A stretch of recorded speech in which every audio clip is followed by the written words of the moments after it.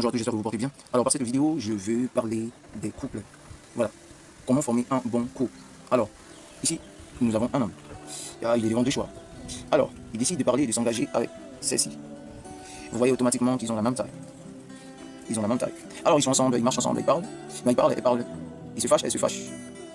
Il a un projet et il veut soumettre ce projet en vue de prospérer, de grandir. Regardez la difficulté qu'il peut y avoir. Pourquoi? Parce qu'ils ont le même caractère, ils sont pareils. Il n'y a pas de différence. Donc, ils ne peuvent pas se supporter. Souvenez-vous qu'au départ, l'Écriture dira en fait que le Seigneur avait fait un vis-à-vis à l'homme et également que la femme est un vase fragile. Donc en fait, il y a le côté rigide et il y a le côté doux. Donc si vous deux vous êtes d'un esprit rigide, un esprit doux, en fait, c'est un homme qui rencontre un homme. C'est un homme qui rencontre un homme. Chez l'homme, on trouve l'autorité. Chez l'homme, on trouve la force. Chez l'homme, on trouve la direction. Et voilà. Maintenant, il sent que vraiment, là, ça va pas. Alors il quitte, il la laisse derrière et il se présente vers celle-ci. On voit clairement la différence. Il se sent clairement honoré parce que son autorité est visible.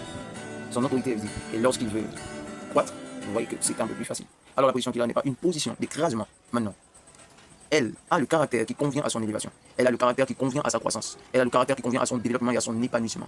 Elle l'a rendu visible et elle s'est rendue invisible. Pourtant, il n'est pas sans elle. Son élévation provient de celle qui est en bas. Donc il y a un vrai problème aujourd'hui au niveau des relations. Parce que les personnes se mettant dans des relations sont des personnes de même taille, des personnes de même caractère. Et ça ne peut pas marcher. Il faut une différence visible. Vous a plu et j'espère qu'elle vous a appris quelque chose. Alors je ne pense pas qu'il y ait des personnes foncièrement mauvaises. Je pense simplement en matière de couple, il ne faut pas se tromper. Il faut véritablement évaluer les caractères et savoir si on a la possibilité de se supporter à longue durée. Donc pour cela, il faut évaluer, il faut sonder, il faut creuser. L'Écriture dit quel est l'homme qui veut bâtir une maison. Voilà, ne calcule d'abord les dépenses.